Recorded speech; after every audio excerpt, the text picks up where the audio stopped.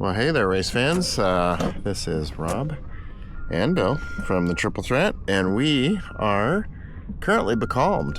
We are sitting in what is normally a pretty aggressive little crossing from Port Townsend over to Victoria, which is about 44 miles.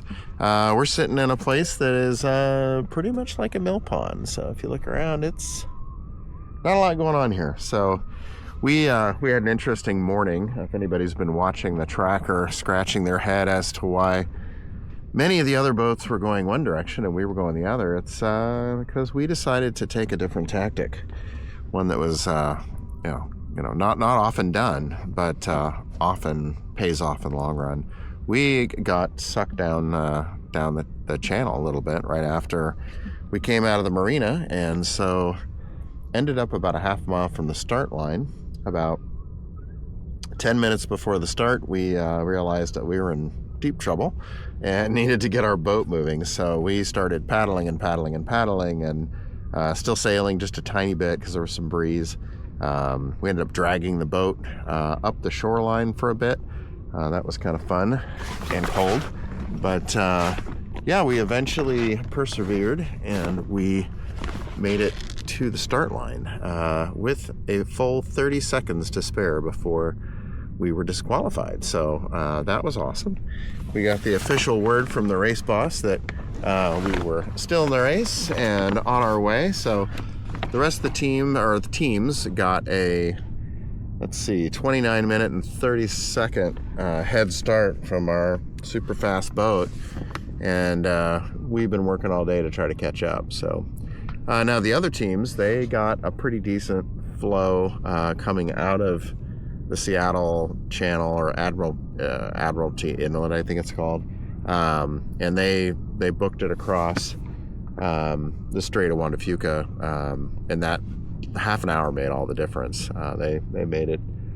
Most of the fleet, I'd say, is split into two groups. There is a group that's made it into Victoria already, and basically all of the kayakers and rowers and pedalers, they have done quite well today because the conditions have been pretty much like this, just completely dead. And then the big boats, like I said, they were in the current for most of the morning, and then there was a switch in the current, and so that's the other half of the fleet. The other half of the fleet looks like they have gotten swept kind of around Victoria, heading up into the Strait of Georgia, and that's not a very fun place to be either. There's some pretty nasty rocks in there and so forth. So but my guess is when the tide changes and the conditions get more favorable, those folks are going to get back on the switch and work their way into Victoria. So, and that's actually our plan. So we made it almost 18 miles from the start line before we were completely becalmed and the tide switched on us. So we pulled over and ate some lunch, took naps, and now we're sitting on a shoal way offshore near a place called Protection Island, and we're in about 30 feet of water, and it's really kind of interesting. Like just a little ways that way, it's like 200 some feet of deep water. So I'm assuming that this used to be part of the island that's over there. So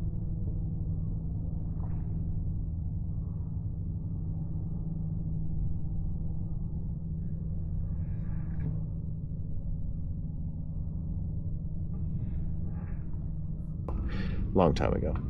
Anyway, that's where we're at right now, and we're gonna hope that the wind that is forecast for 5 o'clock shows up and we'll get moving again ourselves. So we are hoping to be in Victoria late tonight. Weather forecast tomorrow looks like this all morning, and then it looks like almost gales in the afternoon, so don't really want any of that. So we'll probably try to make it in tonight if it's safe to do so. Anyway, that's where we're at. Have a good one.